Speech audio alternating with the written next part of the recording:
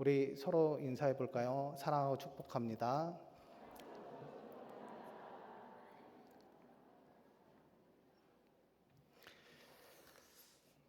일본어 가운데 마루타라는 단어가 있습니다. 이 마루타라는 단어의 뜻은 통나무라는 뜻을 가지고 있는데요.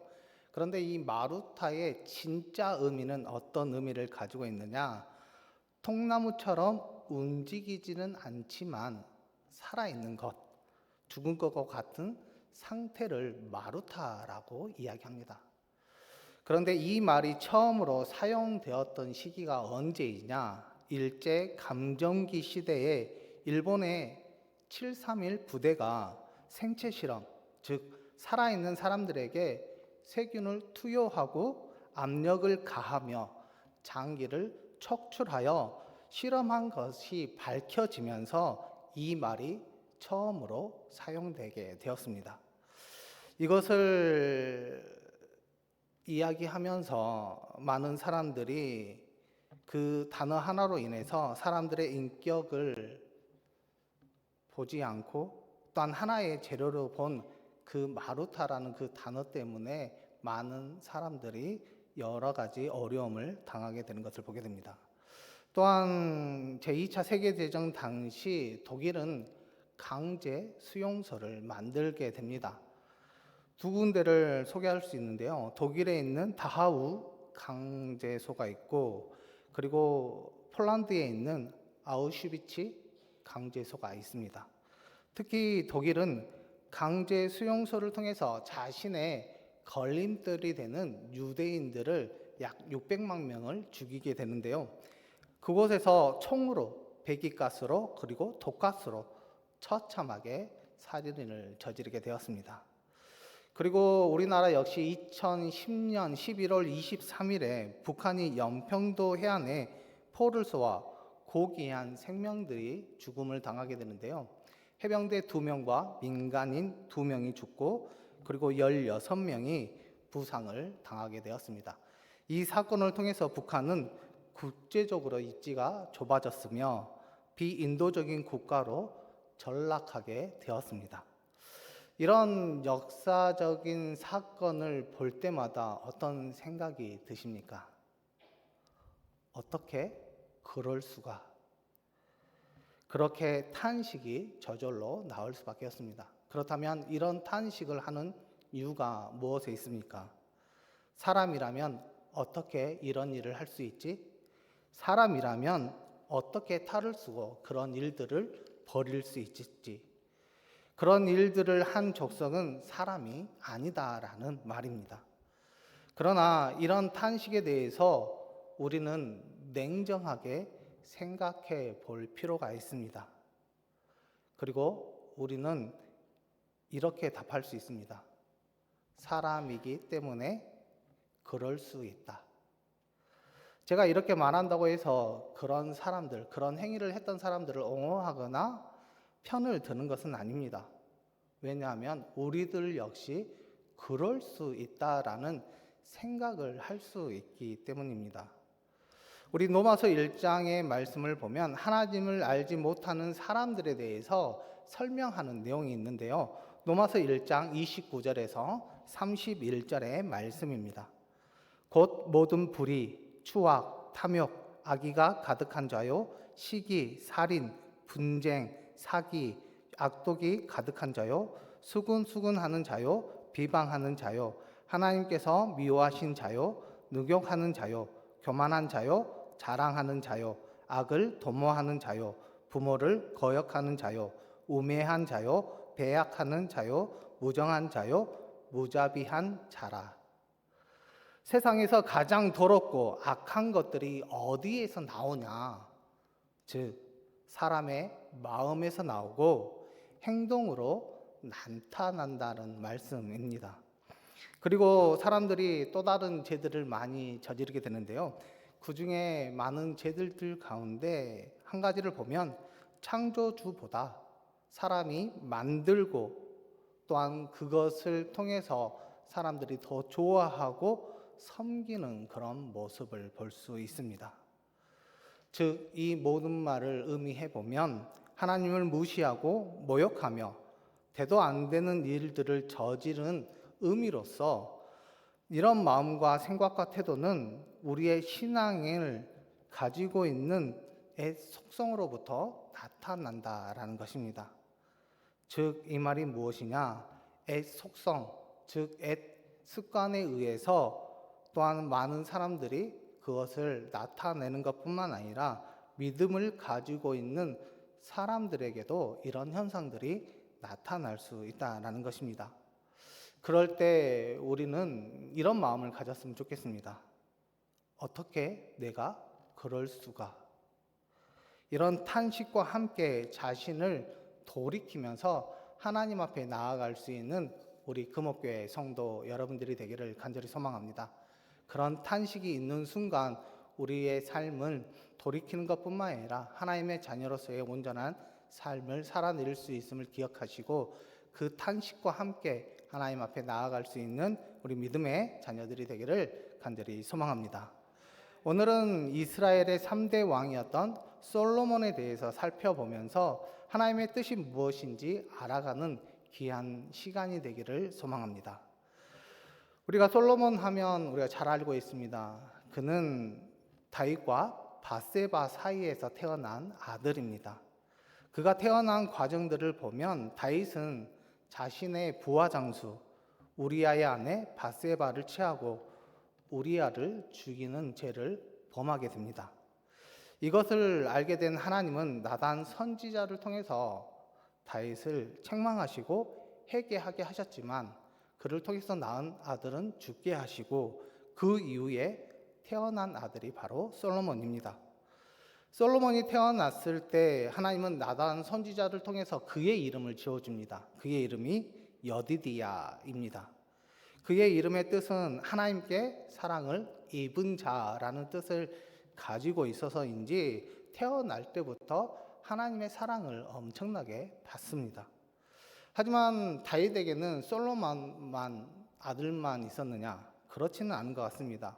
헤블론에서 벌써 6명의 아들을 낳았고 이들은 나이에서나 권리에서나 또한 인물에 있어서 왕권을 이을 만한 충분한 아들들이었습니다. 하지만 그 아들들에게 여러 가지 문제가 있음을 우리는 알 수 있습니다. 특히 첫 번째 아들 암놈은 이복 동생이었던 다말을 강간했다가 그의 오라버니인 압살롬에 의해서 죽임을 당하였고 셋째 아들이었던 압살롬은 반역을 일으켰다가 요압 장군에 의해서 죽임을 당하였습니다. 그리고 넷째 아들이었던 아도니아는 반역 실패 후 아버지의 후궁이었던 아비삭을 달라고 요청했다가 결국은 솔로몬에 의해서 죽임을 당합니다. 이렇게 다윗에게는 많은 아들들이 있었지만 그 아들들에게는 여러 문제가 있었고 다윗의 인생의 수치를 안겨준 그 여인, 그 우리아의 아내 밧세바를 통해서 솔로몬이 왕을 있게 하는 것을 보게 됩니다. 이 모든 과정을 보면서 하나님께서 솔로몬을 얼마나 사랑하셨는지, 특히 경쟁자들을 제거하시고 왕위를 물려주신 것을 볼 때마다 하나님께서 그만큼 그 솔로몬을 사랑하시고 또한 많은 은혜를 베풀어 주셨음을 우리는 알 수 있습니다. 그럼에도 불구하고 솔로몬 왕은 어떻게 했습니까? 그의 인생의 마지막은 정말 좋지 않았습니다. 오늘 본문 말씀 9절의 말씀을 보면 이렇게 나와 있습니다. 솔로몬이 마음을 돌려 이스라엘의 하나님 여호와를 떠남으로 여호와께서 그에게 진노하시니라.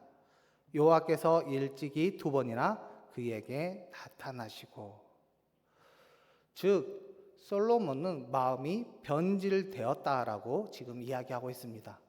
이 말은 하나님에 대한 사랑과 은혜에 감격했던 마음이 식어졌고 마음의 방향이 전혀 다른 곳에 가 있다 보니까 결국 하나님께 등을 돌리게 되었다라는 것입니다. 그렇다면 솔로몬이 이렇게 된 이유는 무엇에 있을까? 그것은 이방인들 중에서 아내를 맞이하였고 우상을 섬기게 되었기 때문입니다. 그의 모습을 본 하나님의 마음이 어떠했을까? 우리가 생각해 보면 아마 이렇게 생각할 수 있을 것 같습니다. 네가 어떻게 그럴 수가? 라고 하면서 탄식하지 않았을까라는 생각을 해봅니다. 만약 하나님께서 이런 탄식을 했다면 하나님의 마음은 어떤 마음으로 이런 탄식을 하게 되었을까? 곰곰이 생각해 보면 많은 사랑과 은혜를 받은 솔로몬 네가 어떻게 그런 일을 할 수 있느냐? 배은망덕이 이해가 되지 않고 또한 열 길 물속은 알아도 한 길 사람의 속은 모른다란 그런 의미로서 우리에게 말씀해주고 있는 것 같습니다. 이런 탄식에 대해서 여러분들은 어떻게 생각하십니까? 혹시 이런 생각을 가지고 있지 않습니까? 사람이기 때문에 가능한 일이라고 생각하시지 않습니까? 우리에게는 크고 작은 일들이 있고 많고 적은 일들을 경험합니다. 그럼에도 저와 여러분들은 하나님의 사랑과 은혜를 입고 살아가는 자녀입니다. 그러기에 하늘을 두루마리 삼고 바다를 먹물 삼아도 다 기록할 수 없을 정도로 하나님을 사랑하고 은혜 받은 자녀들이 바로 저와 여러분들입니다. 그럼에도 불구하고 우리는 어떻습니까? 그 사랑을 잊어버리고 마음이 변할 때가 있고 많은 은혜를 받았음에도 불구하고 우리가 그것을 잊어버리고 등을 돌릴 때가 있다라는 것입니다. 하나님의 사랑과 은혜에 대한 솔로몬의 그 배은만득한 그 모습을 보면서 우리 또한 그런 삶을 살고 있지 않은지 자신을 돌아보시고 만약 우리의 삶이 그런 삶을 살고 있다면 내가 어떻게 그럴 수가 탄식하면서 하나님 앞에 나아갈 수 있는 우리 금옥교회 성도 여러분들이 되기를 간절히 소망합니다. 이제 솔로몬의 행적을 또한 보겠습니다. 그가 왕이 된 이후에 기브온 상당에서 하나님께 1,000번제를 드리게 됩니다. 하나님께서는 그 1,000번제를 통해서 하나님께서 기뻐하셨습니다. 그리고 솔로몬 왕에게 네가 원하고 바라는 모든 것들을 이야기해라. 내가 그것을 들어주겠다라고 말씀하십니다.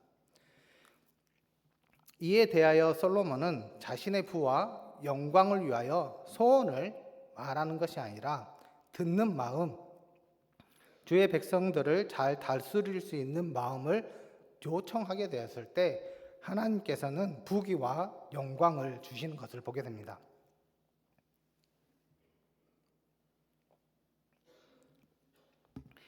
이런 모습을 본 하나님의 마음이 얼마나 뿌듯했겠습니까? 이런 모습을 통해서 우리는 알 수 있는 것이 있습니다. 그것이 무엇이냐? 그는 하나님 앞에서 겸손하고 헌신적인 참된 신앙임을 우리에게 가르쳐주고 있습니다. 그리고 그 이후에 솔로몬은 이제 성전을 건축하게 됩니다. 아버지가 준비한 자재들을 통해서 그는 성전을 건축하게 됩니다. 부족했던 자재들은 예계적인 수완을 통해서 충분히 그가 충당하는 것을 보게 됩니다. 성전을 완공한 이후에 그의 모습을 보면 백성들과 함께 즐겁고 행복한 시간을 보낸 것뿐만 아니라 그는 성전에 올라가 뜨거운 기도와 봉헌과 찬양을 통해서 하나님 앞에 경배를 드리게 됩니다. 그의 모습은 하나님의 일에 열정과 충성을 다 바친 사명자이며 겸손과 헌신적인 신앙인이라고 할 수 있습니다. 그런데 그의 마지막 모습이 어떻습니까? 우리 10절의 말씀인데요. 우리 10절의 말씀을 읽겠습니다.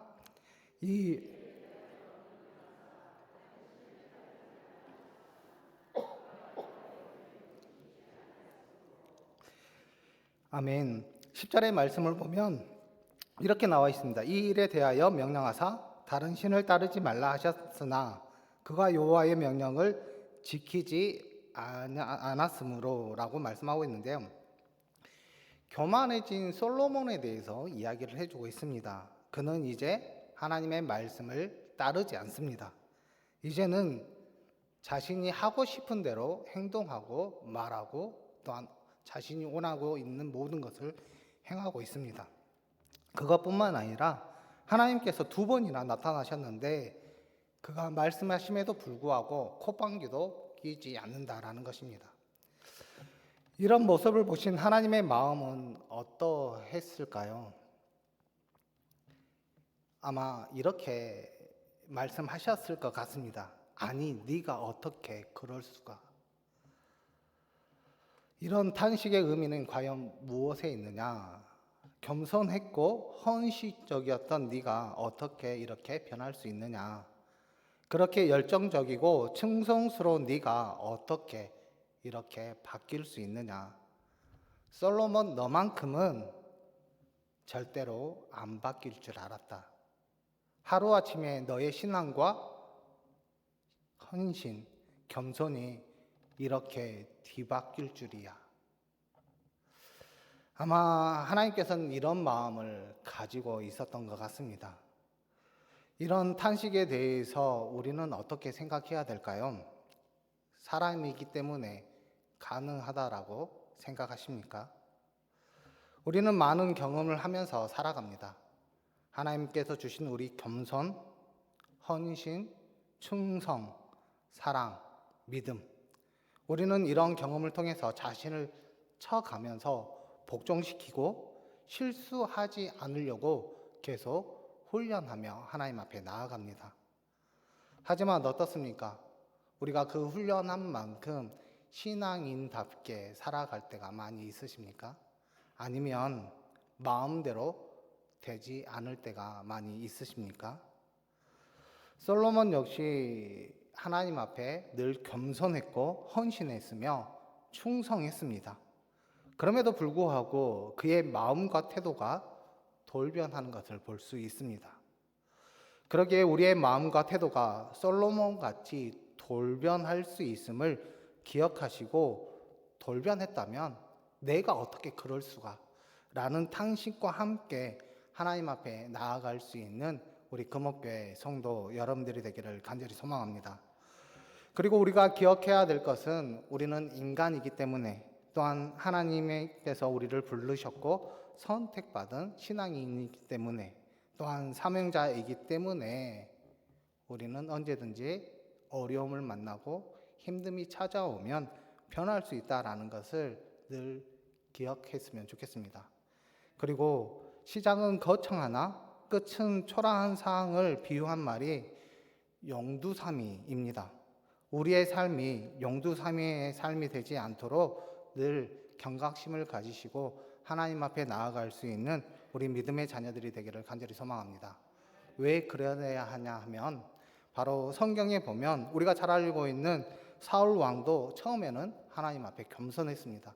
하나님의 말씀이라면 무조건 순종하며 하나님 앞에 나아갔던 자녀이지만 결국 자신이 교만해지다 보니까 하나님께 후회를 안겨드리는 용두사미의 삶을 살았을 뿐만 아니라 사명자로서 신약에 나오는 데마 역시 자신의 욕망을 다스리지 못하고 세상으로 돌아가 버려 그의 삶도 용두사미의 삶을 살았던 것을 우리는 잘 알고 있습니다. 그렇기 때문에 우리가 진정 하나님의 자녀로서 우리가 온전히 살아가기를 원한다면 우리가 잘못한 것이 있다면 내가 어떻게 그럴 수 있을까라는 그 마음과 함께 하나님 앞에 나아갈 수 있는 믿음의 자녀들이 되기를 간절히 소망합니다. 분명 세상 사람들뿐만 아니라 신앙인들 역시 왜 사악하게 하나님 앞에 돌변할까? 신앙인인데 왜 마음이 변할까? 사명자들은 왜 태도가 바뀔까라는 생각과 함께 우리가 하나님 앞에 나아가게 된다면 하나님께서는 우리의 신앙뿐만 아니라 하나님의 자녀로서의 삶을 온전히 살아갈 수 있도록 우리에게 은혜를 주시고 함께 해 줄 줄 믿습니다. 우리는 솔로몬을 통해서 우리에게 늘 말씀하십니다. 솔로몬 왕은 처음 시작은 훌륭했고 좋았습니다. 하지만 그 마지막 순간 이방 나라 여인들과의 정략 결혼, 그 여인이 가져온 우상, 결국은 그의 마지막은 우상 숭배와 불순종, 형편없는 삶으로 빠지게 되었다라는 것입니다. 분명히 솔로몬에게는 하나님의 말씀을 들을 수 있는 귀한 은혜가 있었고, 또한 아버지 다윗의 말씀이 늘 자신을 따라다녔으며 1000번제를 드릴 수 있는 신앙과 기도하는 삶이 그에게 있었지만 결국은 우상과 또한 자신이 원하고 바라는 것을 이루고자 하는 그 마음이 결국 모든 마음 가운데 가득 차다 보니까 모든 것을 잃어버리고 용두삼이의 인생을 걷고 말았다라는 것입니다.